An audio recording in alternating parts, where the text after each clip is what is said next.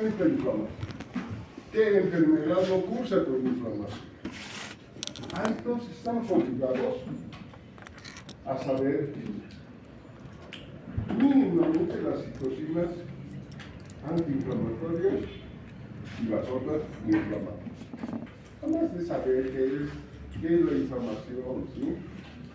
Además, cuáles son las fases vascular, celular, tumoral. Pero todos los temas se van indicando, se tienen mucha relación. Agua y electrolitos, tiene que. Pero va de la mano con ácido básico. El anión K, la brecha anión, están con los electrolitos, ¿no? Cloro más bicarbonato menos la cantidad de sodio, eso es brecha anión. Que nos dice esto es acidosis metabólica o no es acidosis metabólica. Para eso no sirve el anión K, no sirve para el tratamiento. Y entramos aquí a este tema. Fisiopatología del estado de choque o shock. ¿Sí? Doctor, ¿será que puedo bajar esto? Porque creo que... Claro, man. ¿Cómo eres inteligente? ¿Esto para todo? No sé. A ver.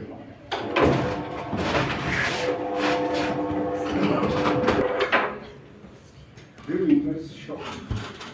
Es ayuda, porque aquí en este nombre está involucrado los tipos de shock. Hay 4 tipos de shock. El shock séptico es el shock hipovolémico, H. Shock obstructivo o shock cardiogénico, C. Los 4 tipos clásicos de shock: hipovolémico, cardíaco, séptico y el obstructivo. Y miren, he puesto la diapositiva intencionadamente.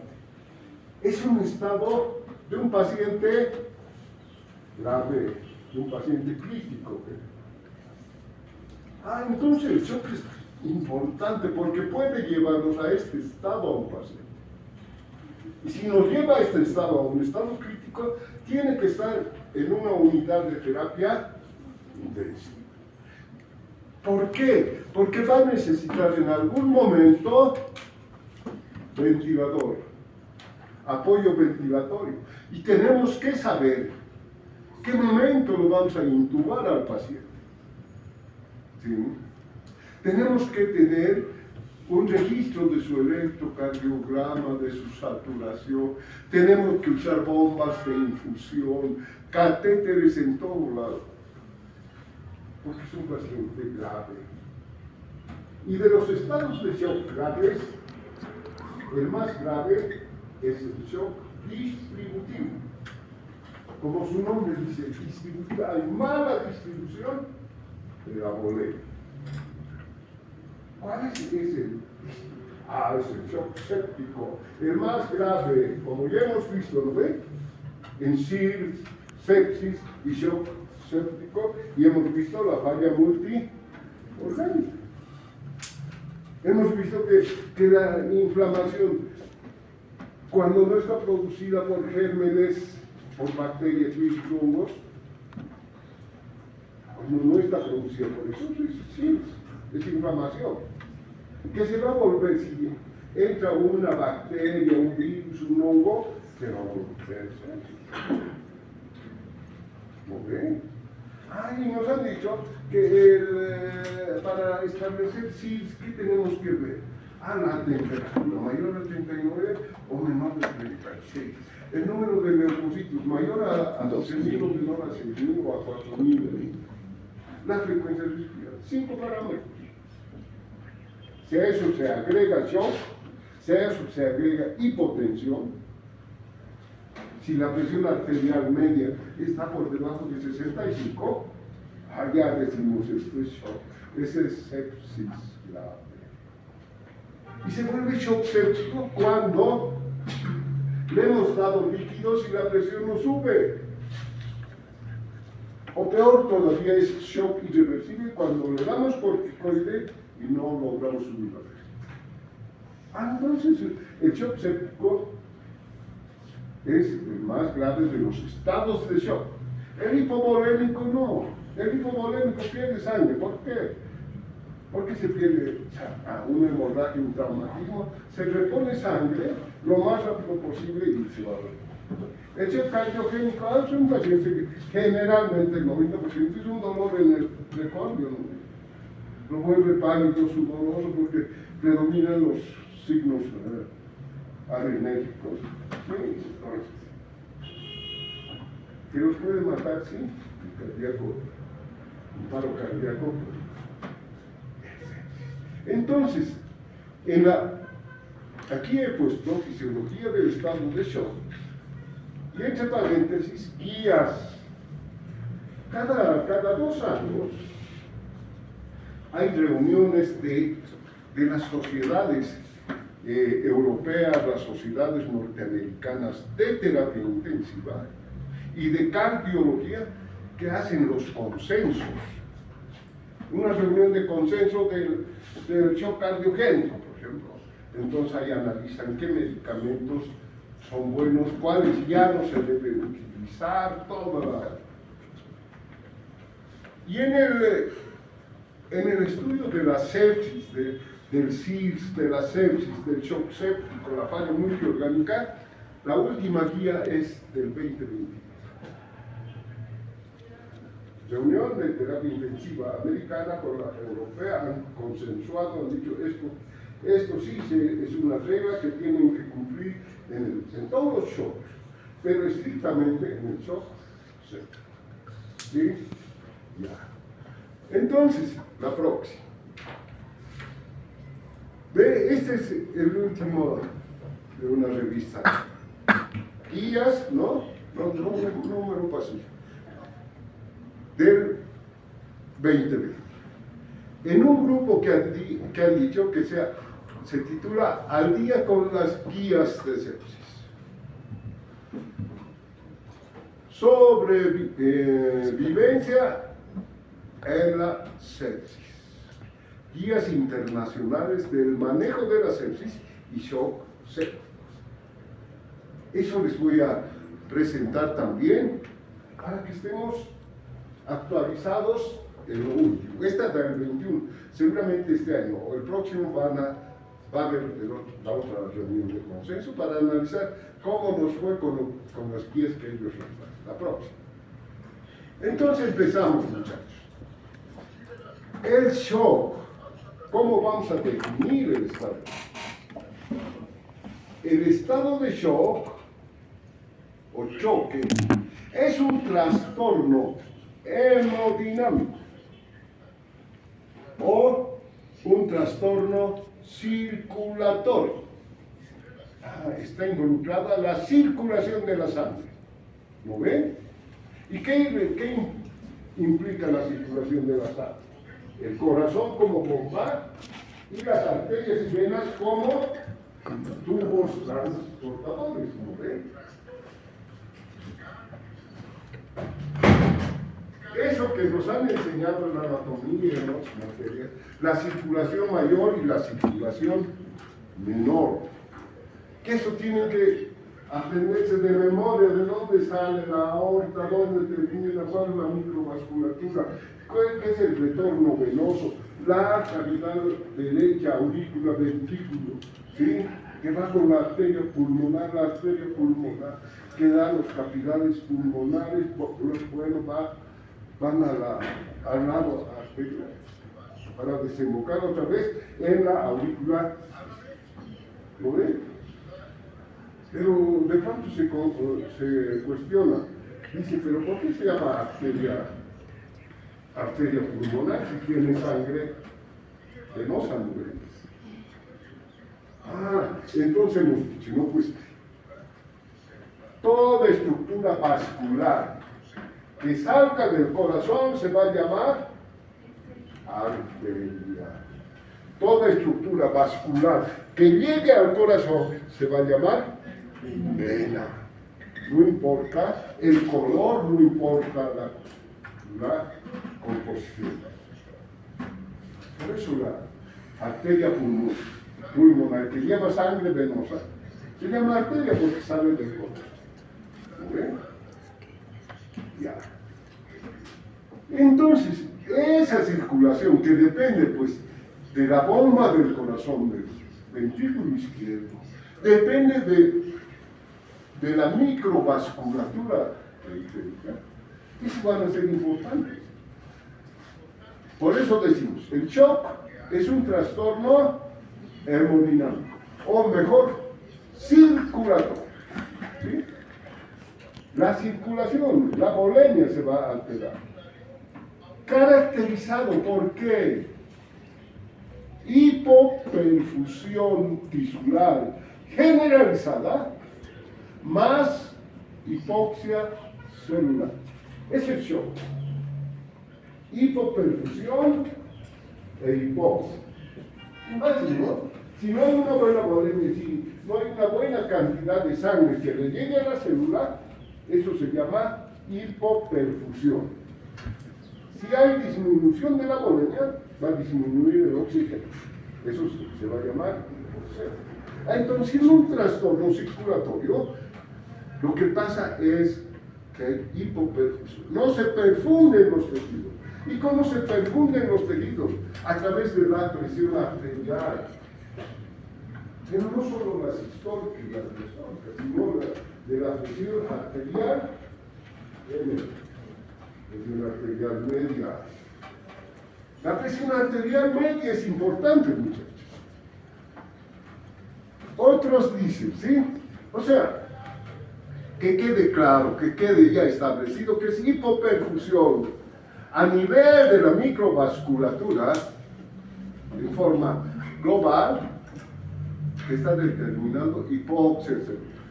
¿Qué pasa con la hipoxia celular, muchachos? ¿Por qué hay acidosis láctica? Porque se frena el ciclo de quién? El ciclo del oxígeno, ¿no? El ciclo de oxígeno. Y si no hay oxígeno y baja el oxígeno, ¿qué ciclo va a predominar? El anaeróbico, ¿lo ve? Que se llama ciclo de Endenberg. Ya. Otros dicen, sí, un poco alegres, pero dicen, el shock es una pausa en el camino hacia la muerte. Todos mueren en estado de shock. Sí, también todo eso es verdad. Como podríamos decir, todos mueren en acidosis metabólica. Al no haber oxígeno, se ha parado el pulmón y el corazón, entonces va a ser. Otros dicen que el shock resulta de un desequilibrio entre la oferta de oxígeno y la demanda de oxígeno. Que la oferta es pobre, el consumo está aumentando. ¿Sí? O que puede ser que la oferta sea grande, pero la demanda, la célula no esté utilizando. Es lo que pasa en la inflamación. La célula está enferma, la célula está edematizada en su membrana y entonces no va a captar fácilmente el oxígeno. ¿Sí? La teoría de la célula no.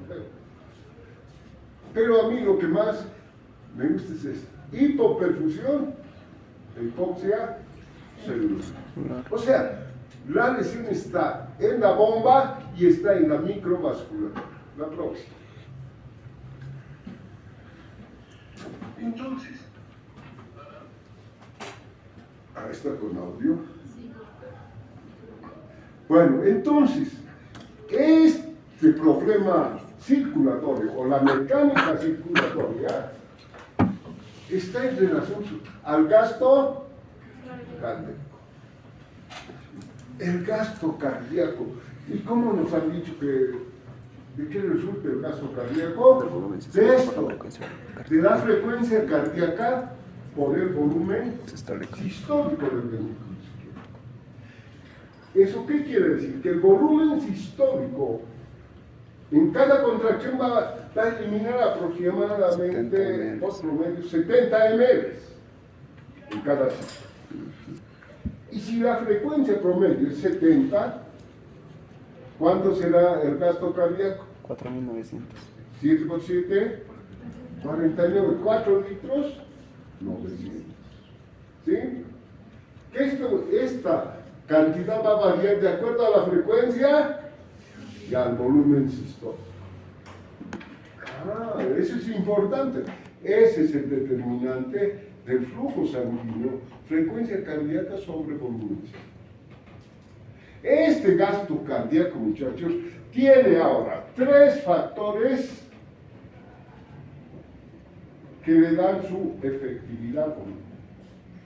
Para ser efectivo el gasto cardíaco, que normalmente es de 5 litros, para ser efectivo tiene que tener estas 3.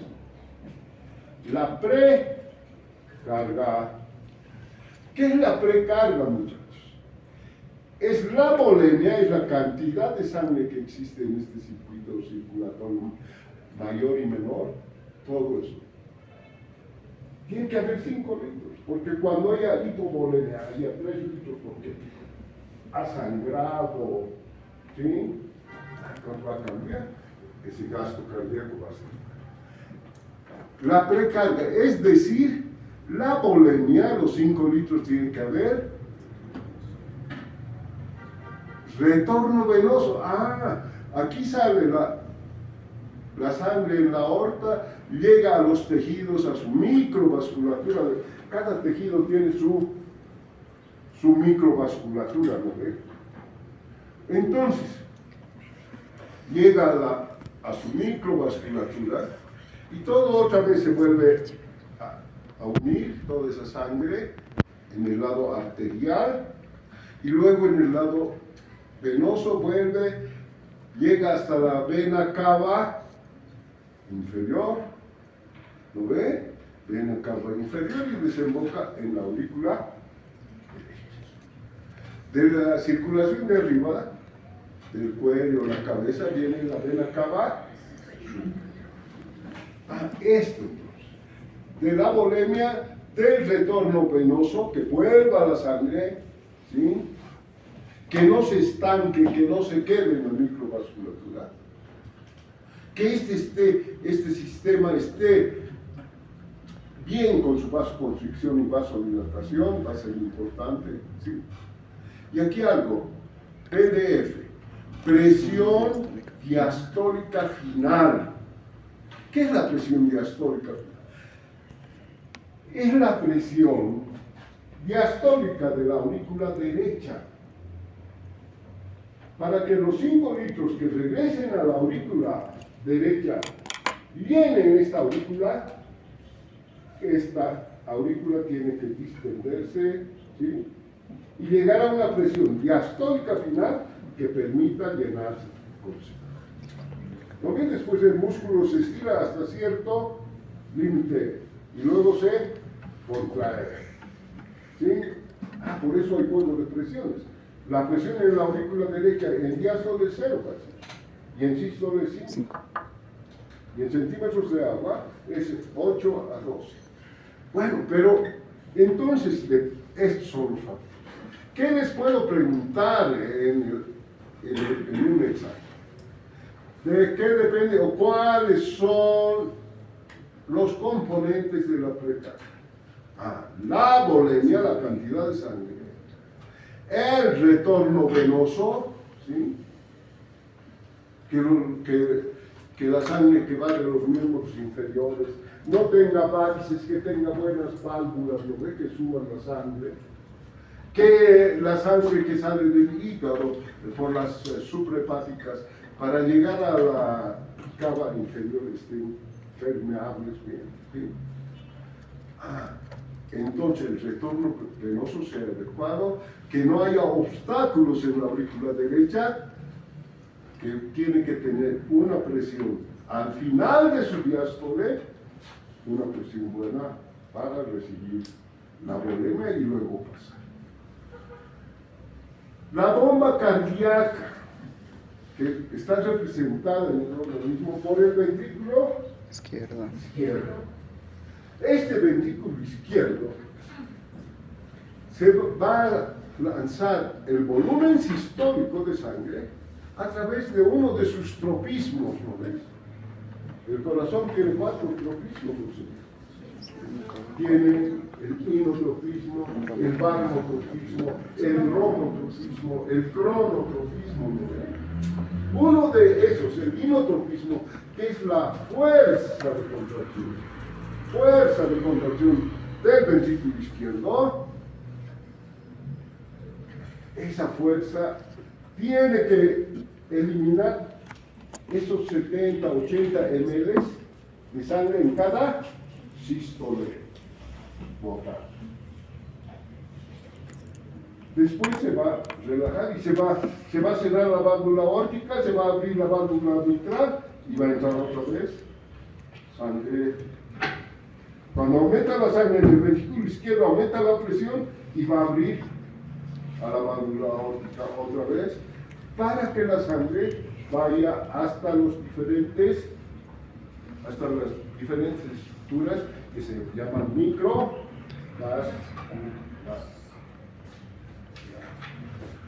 Poscarga, muchachos. La poscarga es esto. Aquí está la poscarga. ¿Qué es la poscarga? La resistencia vascular sistémica o periférica. Esta resistencia que hacen los capilares, que hacen fuerza contra la fuerza del ventrículo izquierdo que están tratando de botar, ¿quién se opone? La vasculatura, la microvasculatura. Porque si no saldría la sangre, si no hubiese una resistencia que oponga, saldría muy fuerte y puede reventar, producir accidente vascular cerebral, algún tipo. ¿Sí? Entonces, la resistencia vascular sistémica. ¿Qué significa al final? El estado de los capilares. Si están con vasoconstricción, ¿va a aumentar o va a bajar la resistencia? Va a aumentar, va a haber más esfuerzo para abrir. Si la resistencia, si hay vasodilatación, ¿qué va a pasar? Va a reducir Va a la bajar la resistencia. resistencia. ¿Sí? Esas cosas nos tenemos que fijar. ¿Cómo está el gasto cardíaco? ¿Cómo están las resistencias? Aquí he puesto un dato más o menos. Si se acuerdan aquí, la resistencia vascular periférica o sistema es aproximadamente de 1700 dinas por centímetro. En el pulmón también aquí hay resistencias. La resistencia vascular pulmonar, que es de 90 dinas por centímetro. La próxima. Aquí esta gráfica es para mostrarlo. Precarga, poscarga, el flujo que determina y la resistencia periférica. El flujo, es decir, miren, volumen sistólico sobre tiempo. El volumen sistólico sobre el tiempo, sobre la frecuencia cardíaca. Ese va a determinar el flujo. Es decir, que está en relación a la contractilidad del ventrículo izquierdo. Ahora, esta es la precarga, que hemos dicho que es retorno venoso, volemia, y la presión diastólica final. ¿Sí? Después de que se han llenado los ventrículos, va a salir el flujo, que es volumen sistólico por frecuencia cardíaca, que depende de qué? Del inotropismo, de la fuerza de contracción del ventrículo izquierdo. Y la poscarga, presión arterial diastólica. ¿Estás llegando o estás saliendo? ¿Ah? Estoy saliendo, doctor. ¿Por qué? Tengo un contratiempo.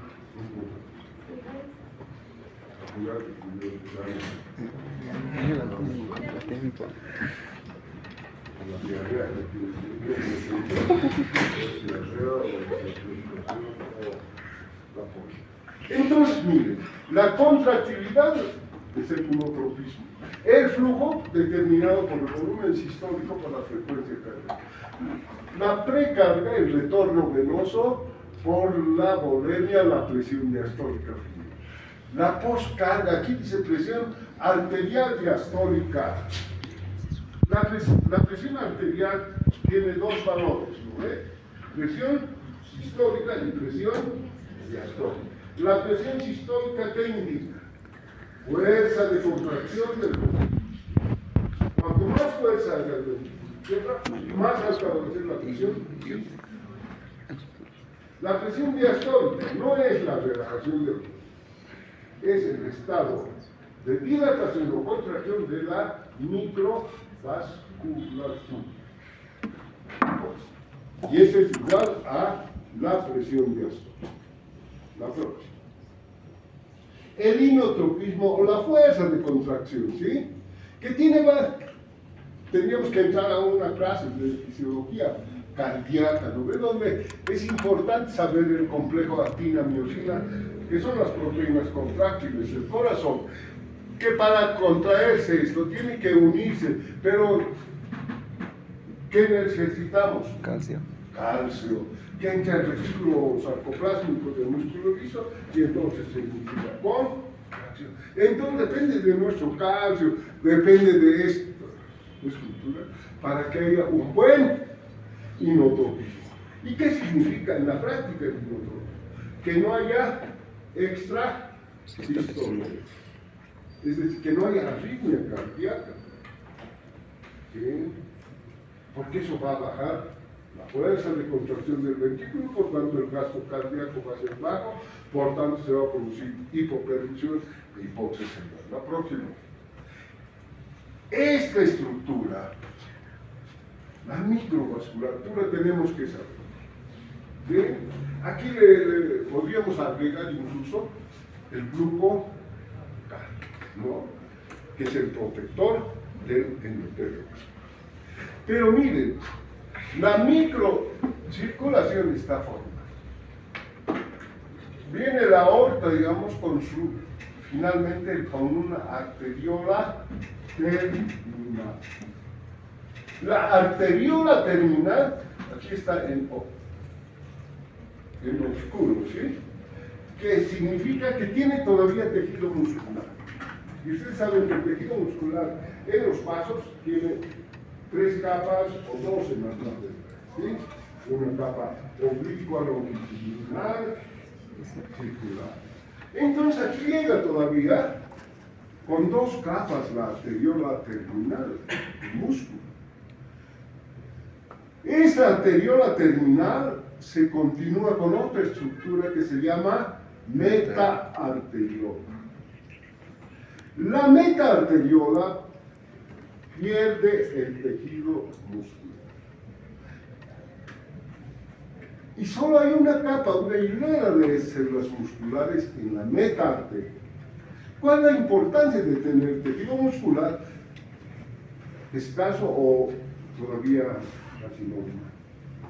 Que el músculo tiene receptores adrenérgicos y beta, receptores alfa, receptores beta.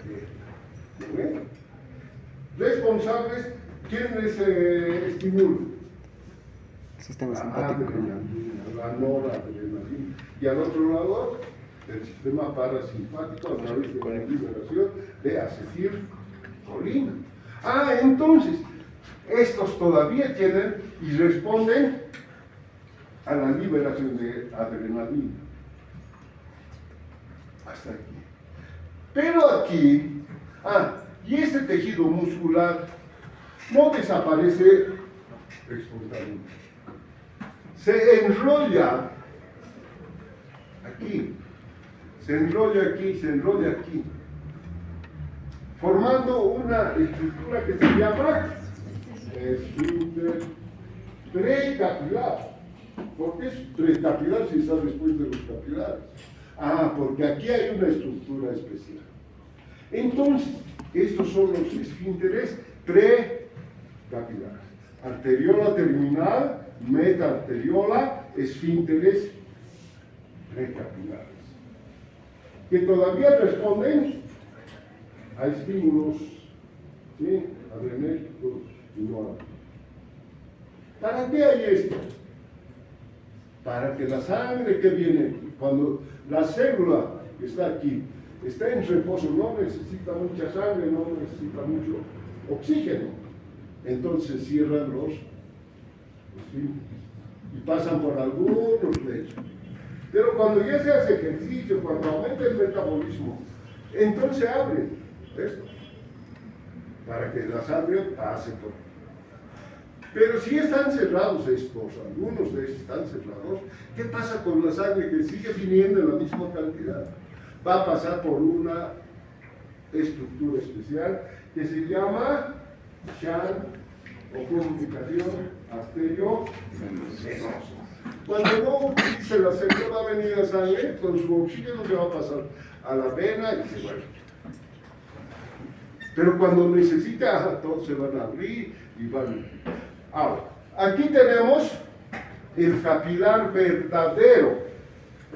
¿Por qué se llama verdadero? También se llama capilar no muscular.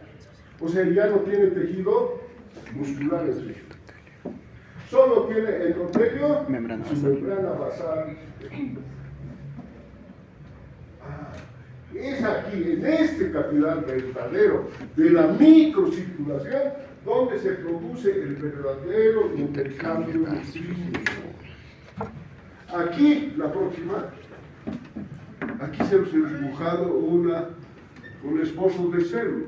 Entonces llega con sus componentes y va a pasar a la célula. Sobre todo oxígeno, los otros nutrientes también son importantes. ¿Se va a cargar de qué? De CO2 y va a venir a los capilares venosos, donde solo no se ha encontrado esfínteres, no hay esfínteres venosos. La circulación en el lado venoso es más libre, menos regular. ¿Sí? Entonces, muchachos, esto generalmente es breve. Constitución de la microvasculatura.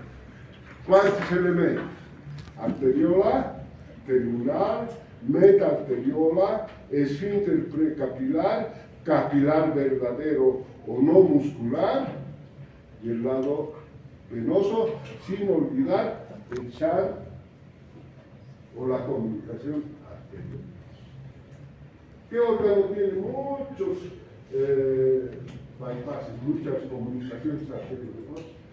El pulmón. La próxima. O sea, ya hemos visto muchas veces la bomba, ahora ya hemos visto la microvasculatura. Su lado arterial, su lado venoso, sus esfínteres. ¿Cuál es el órgano que tiene en su microvasculatura que termine en arteria y se continúe con arteria? Porque la mayor parte hemos visto terminan en arteriola terminal y luego salen las penas. ¿Qué órgano? ¿Qué órgano? El hipo, ¿Ah? hígado, Otro. la hipófisis. El riñón. ¿Cuál es la microvasculatura del riñón? El glomérulo. ¿Y cómo está formando el glomérulo? Arteria aferente y la arteria deferente. ¿No ve? Es la excepción mayor y mejor de ejemplo. Clasificación. Ahora ya saben la cosa. Shock hipovolémico. Rápidamente se dan cuenta. Entonces no va a haber buen retorno venoso, no va a haber buena volemia. Si no hay buena volemia, pues se va a producir hipoperfusión. Y si hay hipoperfusión, se va a producir hipoxia. Igual a la. ¿Qué voy a hacer? Tengo que diagnosticar rápido dónde está sangrando. ¿Es sangrado externo o es sangrado interno? Prohibir la hemorragia, parar la hemorragia y reponer sangre. ¿Sí? Shock cardiogénico, los problemas propios del corazón como el infarto y extracardíaco como el neumotórax. Vamos a ver en serio. Shock obstructivo, ¿qué quiere decir? Que hay una obstrucción en el flujo de la sangre. ¿Y dónde se puede obstruir? En el pulmón, en la arteria pulmonar. Ahí se va a formar un coágulo. Y eso se va a llamar TEP. ¿Qué es el TEP? Tromboembolismo pulmonar. Entonces se forma en la arteria pulmonar, entonces la sangre ya no va a pasar hacia el ventrículo izquierdo. Dependerá también del tamaño. Si es muy masivo ya no va a, porque tiene miles de arterias o de microvasculatura del pulmón, ¿no? Es la unidad alveolo capilar. ¿Sí? Ahí está la microvasculatura del pulmón. En la unidad alveolo capilar. Claro, les dibujamos a ustedes un alveolo y un capilar, pero no es una regla. Ese es el shock obstructivo.